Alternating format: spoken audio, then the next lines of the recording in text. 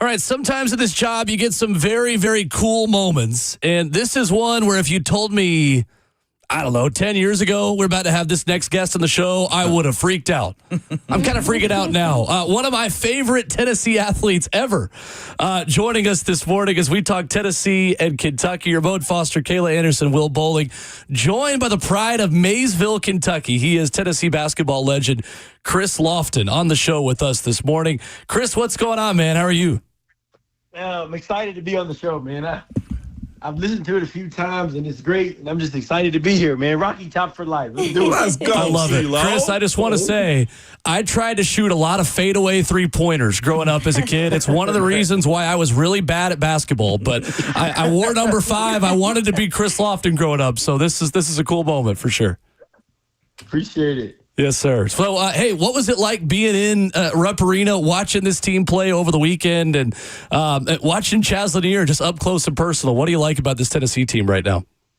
Man, it was so fun to be in Rupp, and I'll be honest with you, I was a little nervous because when I go to watch my Vols Rupp, I don't have a good record right now, so I was kind of nervous.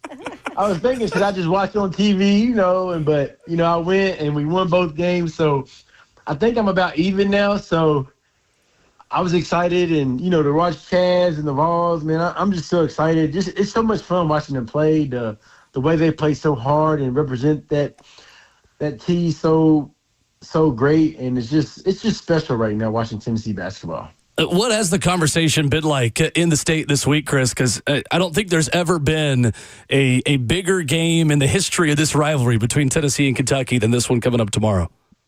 Yeah, man. I mean, all my friends is talking trash, and it's just, it's hard for me because I really can't say anything because we're 0-2. It's hard. Like I can't, but I'm just like, third time's a charm. I'm still repping Tennessee, of course, and saying we're gonna beat y'all. Like I can't beat us 3 times in a row. No doubt. Chris Lofton with us this morning, man. The SEC legend, man. Your numbers up in the rafters. CeeLo, I'm just like you, man. The only basketball game I've gone to and seen them win, heck, even the Lady Vols is involved in it, was the Florida game this past year in Knoxville. I'm 1-2, dog. Like I'm gonna be at home, CeeLo, because I ain't superstitious. I'm just a little stitious, okay? Just so you know. Right. CeeLo, with that being said, though, man, we've seen something, man, that's been super dynamic from Kentucky more than anything, and I think that's where a lot of we like to call BVS, battered ball syndrome, come into play, man. But their ability to shoot the 3 ball, what have you seen from them that has made that one of the strong suits as it pertains to Kentucky versus Tennessee, specifically that game? It's just, man, it's like they always hit all the threes against us. Yeah. Like they don't miss. I mean, you got guys that don't average much, hit 3 or 4 threes, and Pope runs that spread offense with so much space, and I mean they got 5 guys that can knock down shots, so it's always hard to guard. CeeLo, how was it, though, in this rivalry, man, for you to be in a spot where I know you want to go Kentucky, I heard the story, man, but to actually grow up there, be a bluegrass state kid, man, and go to their biggest rival in the sense of basketball and specifically football, too. What does it mean for you and your family as far as being a family divided and watching this game? Yeah, well, it's always fun, because a lot of my family was Louisville fans, but then, the other half were Kentucky, so it's always been that rival, Louisville, Kentucky is me growing up. And, now, with me, Tennessee, I bleed orange. It's basically the same. We hate each other, which is normal. It's, but it's all fun and games, though. At the end of the day, man, it's, I'm hopefully to see a good basketball game, which I think we will. And I'm just excited for it. Chris Lofton, a Tennessee legend, joining us this morning on RK Dub. What was that moment like when you saw Chaz Lanier break that 3-point record? I didn't even know. I knew he was close, but I didn't even know. Like, people were like, "You look so mad on TV." I'm like, I didn't know the camera was on my face. I'm looking down at my phone. It's probably a timeout or something. I didn't know the camera was on my face, but. Chaz has played well all season, a great shooter, and, it's been special. These last few years we've had Dog, we've had Chaz, so, I mean, it's been special these last few years with the transfers, so hopefully we can just keep this just keep this going and find another one for next year too, you know? Yeah. And speaking of that, it is different from when you played in terms of the transfer portal and NIL. I guess, what do you like about the game right now, Chris? And what's maybe a thing that you miss in terms of what it used to be? I mean, what I like about it is like these kids is getting paid now. You know, I wish I was a part of it. Preach. I wish I had an NIL deal back then, you know. But you know the thing that gets me sometimes, and I know everybody has a different situation.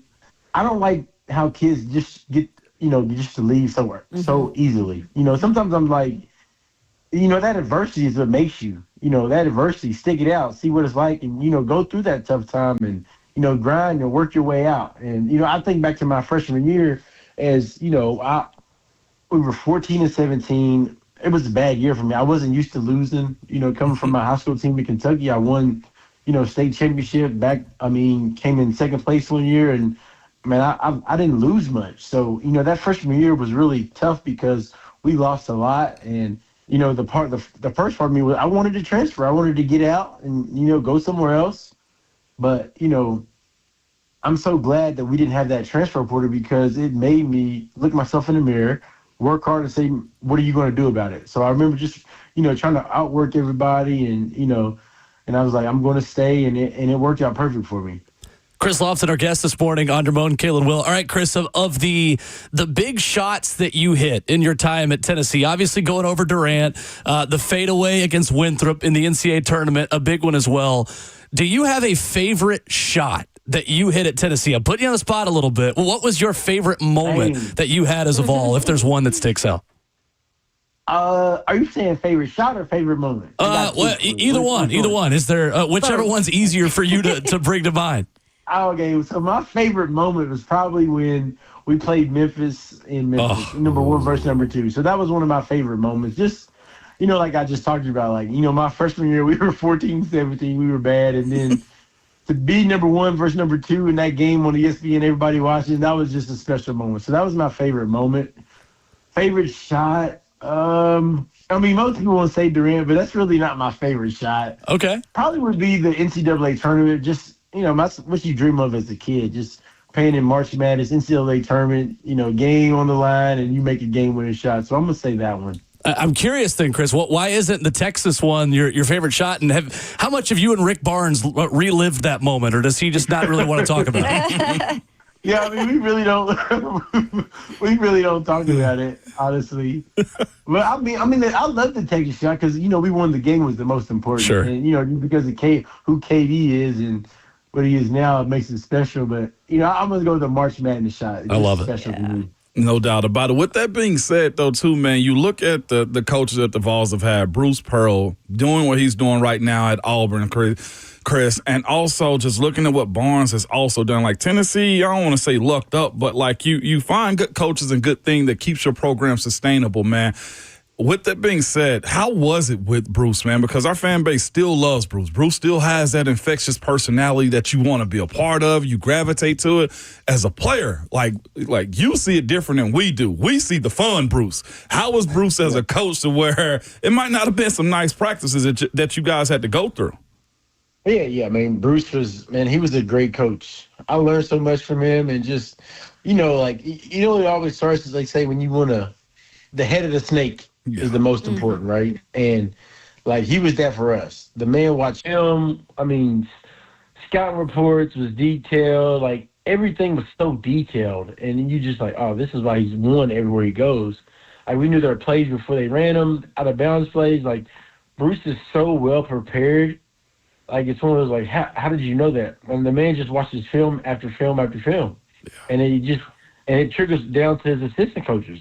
So I can only imagine the assistant coach, how much they learned from him, being with him all those years. And he's just he knew how to motivate. He knew, he knew when, to rest our legs. He knew what plays to run. He knew it all. And I think that's just simply because of his work ethic.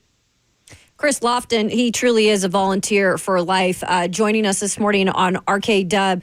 Chris, speaking of coaches, just how much is the SEC ahead of other conferences right now when it comes to, their coaches. From top to bottom, we saw such a solid league this year and has a very good chance to take home a championship. Absolutely. I'm always SEC basketball and football for sure. So, you can say I'm biased, but I think it's the best league in all sports. Like you said, like all the coaches in this league, it was a dogfight every single night. We got 14 teams in the tournament for a reason, and because we were the best. And, I think it shows we got 7 teams in the Sweet 16 right now, and, I'm thinking the SEC team is going to win it, so it just speaks for itself. Chris Lofton, our guest this morning. Chris, I know your number one up in the rafters a few years ago. I was in the building when it went up there, but Zakai Ziegler still wearing number 5 as well for as long as this Tennessee run continues. Just how cool has it been watching him carry on the legacy of number 5, and what have those conversations been like with him as the last guy to wear number 5, with you guys kind of sharing some of that legacy? Yeah, man. If I want somebody to wear number 5, it would be Zakai. The heart and soul of the Tennessee team is him. Been there the last 4 years. Just the way he plays offensively and defensively, passion, energy. He brings it every single possession. That's what you want in a player. And he's our leader. And it's been a pleasure watching him these last 4 years. Chris, I know you were able to kind of be around the team a little bit when your number went up there and just spending time around Rick Barnes. But what stands out about the way he runs that program? And, why do you think Tennessee has had so much success under his leadership?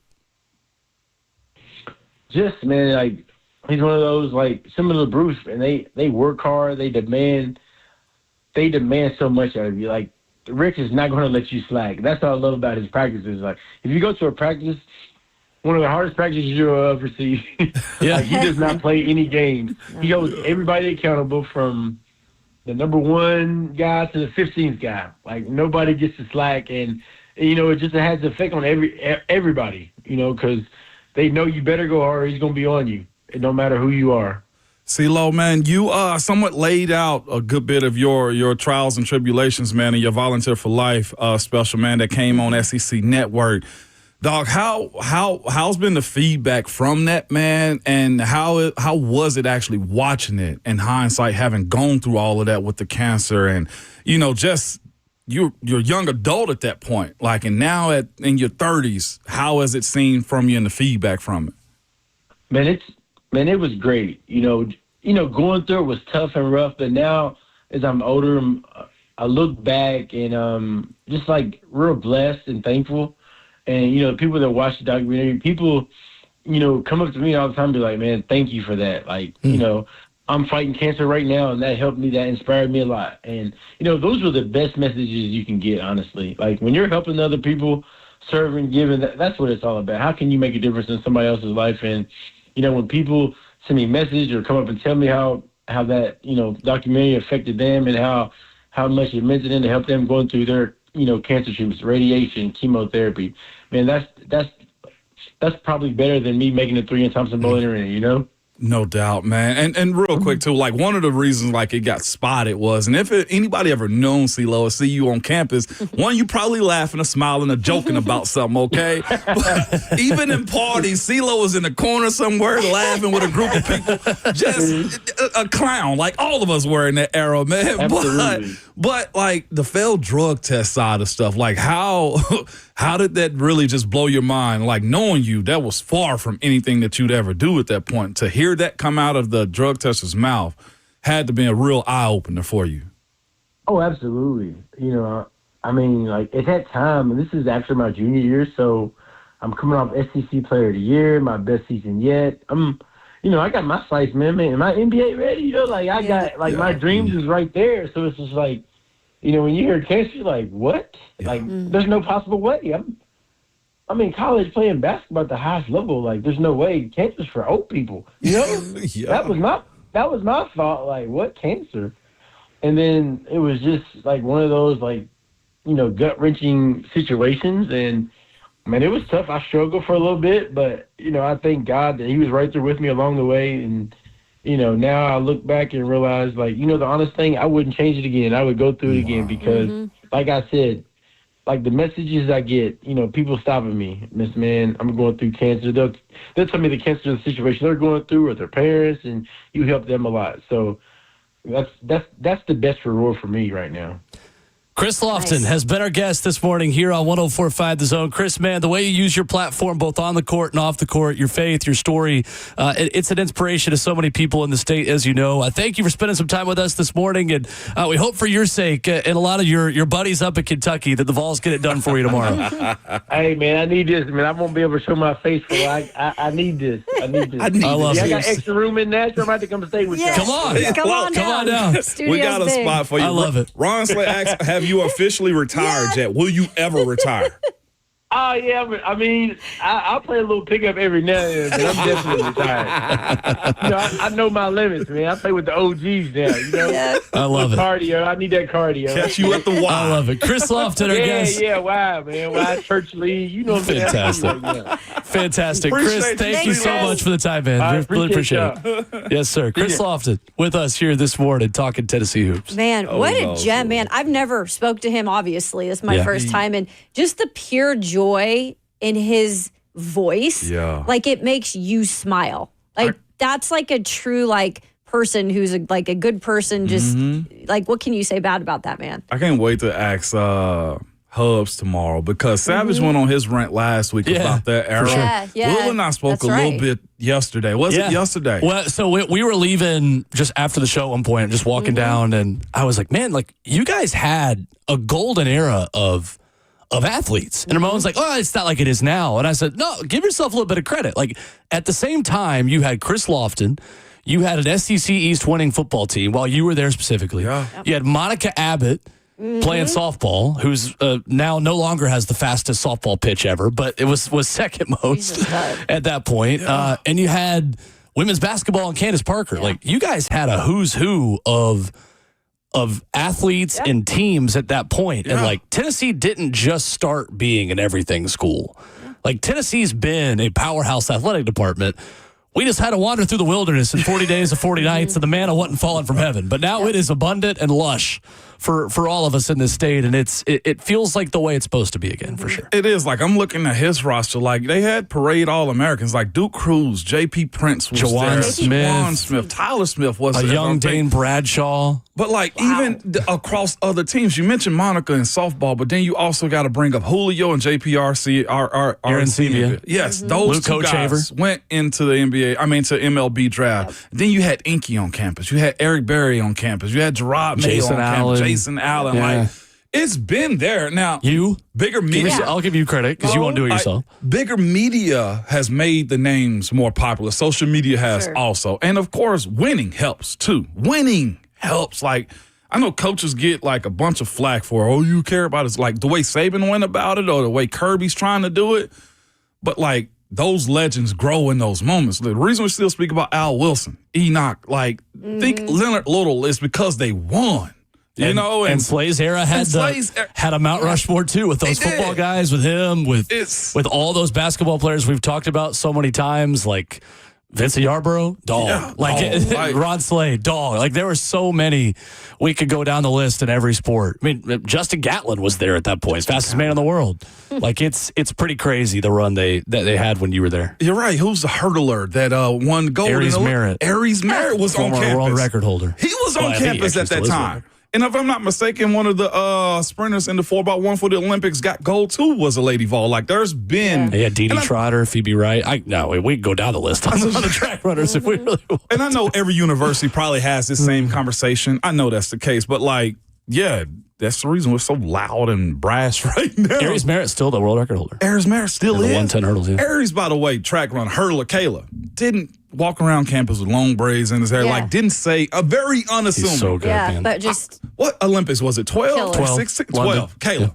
out of nowhere, here he is winning the gold. We're like, wait, he's on he campus? was on campus. Yeah. Like, it was Like Bianca Belair, too, the WWE wrestler, was a Lady Vol hurdler, Bianca's, too.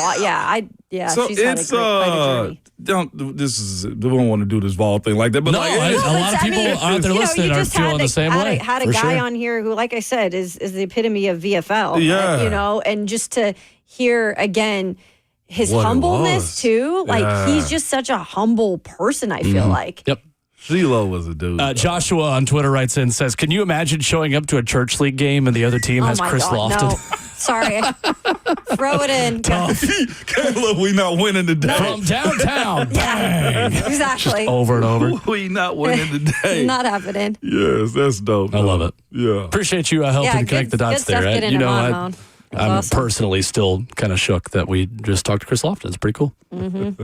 It's very nice. I hope he gets that win for his Vols, like you said, so he doesn't get crap. Yeah. I didn't honestly, realize though. that he had been at those. Oh, yeah. That's funny. We've talked about, too, before, sometimes road players get applause from Rupp Arena. Mm-hmm. My brother was telling me about that. He's like, I would go cover those games for local TV. And it's, starting at point guard, Rabar Smith, boom, boom. Starting at shooting guard from Maysville, Kentucky, Chris Lofton. Yeah. And it would be applause for That's him. funny. And Slay mentioned that, too. Like, I got applause there, too. Like, SEC Players of the Year. Rupp Arena fans know ball. I'll give you all that. They do. You got to give Fans them that go to crazy. Lexington to the games. 615-737-1045. Let's run through another mock draft, shall we? Matt Miller of ESPN has his new one. You'll be interested to see where Shedeur Sanders lands next.